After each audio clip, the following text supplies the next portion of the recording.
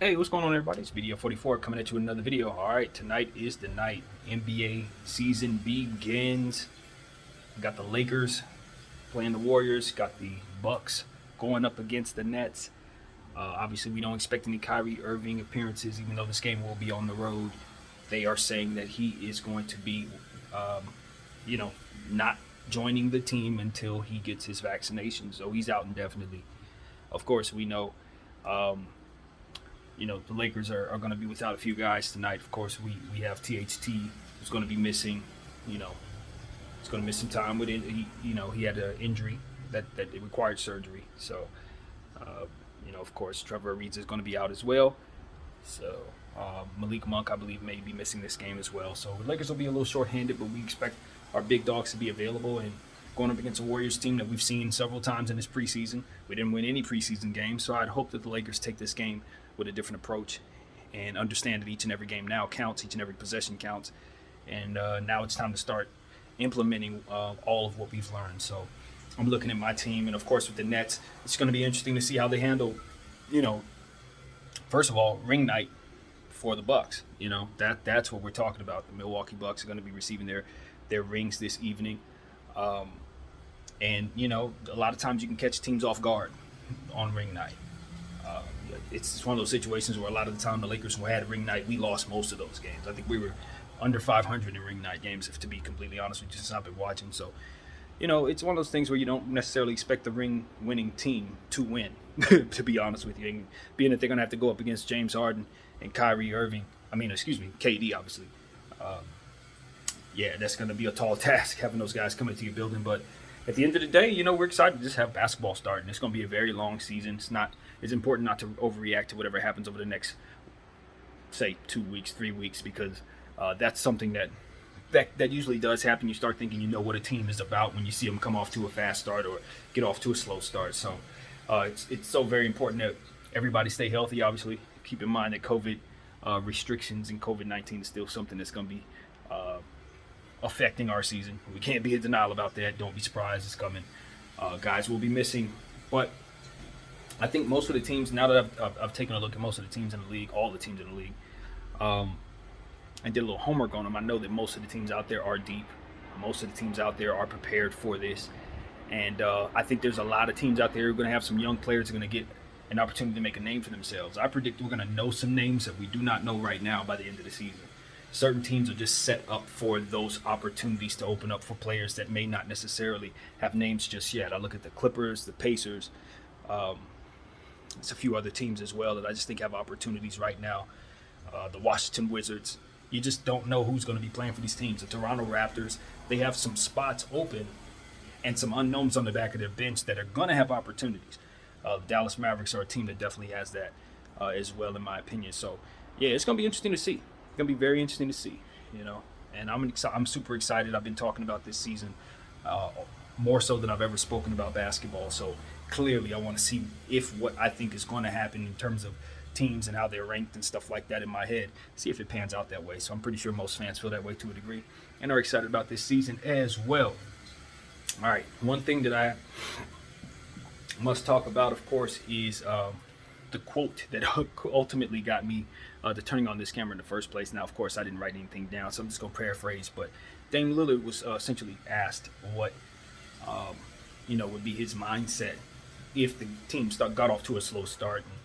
And, being that there's a lot of trade rumors running around and then narratives out there that, maybe Philadelphia and some other teams are looking for players like Dame Lillard to become disgruntled somewhere in between the next couple months when their teams get off to a quote-unquote slow start. And will, likely want to move to maybe a greener pastures that might be Philadelphia or one of these teams that have players they want to get rid of. And Dame Lillard responded by saying, I wouldn't be happy if we got off to a slow start, but I'm not going to just jump ship. I understand the circumstances we're in, and I'm not looking to leave Portland. I've signed up for something, and that's essentially an important quote because it kind of goes along the lines of what I've been talking to you guys about in regards to his situation since I started really looking into Portland. Portland has a very, very, very tough cap situation, and Dame Lillard is going to help them stay afloat in terms of being relevant and during this process. That's what it looks like to me. And at the end of this process, maybe he leaves, maybe they, give him some astonishing contract or something like that. But it seems to me that he has a handshake deal in place of some sort to just kind of not trip while they go through a time where they won't be able to bring him, everything that he may need to compete with other teams that are going to be contenders. They just don't have the means of bringing those things to him right now. Now, if they get lucky, maybe their farm system kicks in, they can get some players. Once again, another team that might have opportunities for players that don't have names just yet to make names. Portland's definitely one of those teams as well. But I think it's difficult for that team, in my opinion, to kind of find players in different ways because of how Dame's game is set up and the fact that he's a score-first player. A lot of what they do, even though he does make plays for others, he assists and does things like that. He's not the point guard that you would want to say have young players come to his team so he can make them develop. You know what I mean? That's why a guy like Ben Simmons would be great for Portland in theory. That's why a guy like Lonzo Ball would be great for Portland in theory, because he could make it so that Dame Lillard can be Dame Lillard, but they have an off-ball player who can kind of facilitate and make other players better. Because that's really what they're missing, is a facilitator who can kind of make some of those pieces that Portland has a bit more valuable than what they are right now. And that's something I talk about a lot in regards to teams like the Clippers and Chicago before they got Lonzo. Teams that just didn't have facilitators, and then they have these players that just don't have a whole lot of value on their roster. It's like, well, how can a pro just sucks, quote unquote? How can a pro not be able to play on certain teams just because certain players are just simply players that other players use as weapons? And that's how they're supposed to be used. But when you don't have that facilitator in place, that can be difficult. Portland doesn't have a facilitator, so Dame can be Dame, right? He's always going to be Dame. CJ can beat CJ because CJ's just like Dame. After that, everybody kind of has to get in where they fit in. You know what I mean? If you're a catch and shoot guy, maybe you get some shots. You know what I mean? If Dame, Dame has too much defense on him, yeah, you kick a shot out to you. You know what I mean? But that's not a situation for a shooter. That's not a situation for a guy who makes his money off of guys driving and kicking the ball to him. You know what I mean? So in situations like this where your cap is real bad and you need to find players somewhere, you know what I mean? You gotta get somebody to just turn into something. You want that Lonzo. You want that Ben Simmons. You want that player who's gonna make them look good. You know what I mean? It's that simple. So that's what I think Portland could kind of use, if they can find a way to maybe turn C.J. McCollum into a facilitator. And I know Ben Simmons sitting right there. A lot of people have been talking about it. I said they shouldn't do it for C.J. They would have to throw in more to get Ben Simmons, in my opinion. But, all in all, that's the thing that I think will help Portland find stuff out of nowhere. Because as long as Dame Lillard's running the show and they don't have anybody that makes anybody better, they're just going to be as good as Dame gets them, and that's about it. There's no hope. There's no future. There's just a time period of waiting for your books to clear up. And I don't think that's the only way to get better. You know what I mean? It's not. But you got to find somebody that's going to make those guys better. So, yeah, that's one thing I've been thinking about. As far as Dame, he's not leaving. I kind of got off point, but to bring it back to Dame, we've talked about this. I think he's just going to help this team as they go through what they're going through. You know what I mean? That's what I see happening there. He's just going to continue to be an MVP candidate that's going to garner attention and get people fired up about the team and fight and drag them to the playoffs and do the one-man band thing until he just runs into a team that's going to overpower him like always. And, that's the fate of the Portland Trailblazers until something changes. That's just what it is. And he knows that. He's signing up for that. That's what he's essentially saying in this quote to me. That's how I'm interpreting it. I'm signing up for a great potential to struggle or the great potential to be MVP this year. And that's what Portland's about until something changes. So that's that. The next thing I want to talk about before hopping off of this thing is Zion Williamson. He's not going to be starting the season, of course, with the broken foot. We've talked about the weight situation. I told you I made a mistake thinking that he had, the picture that was going up comparing the two weights was him in better shape now, and it wasn't. But, just looking at the pictures, kind of just thinking about it, I just am very much looking forward to him healing up and getting back out there. Because he's already a naturally big dude. You know what I mean?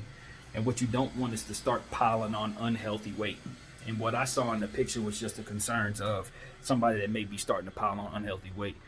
And for an athlete who's going to be required to pull so much of the load in terms of that franchise, being in his best shape is what's best for his health and his career.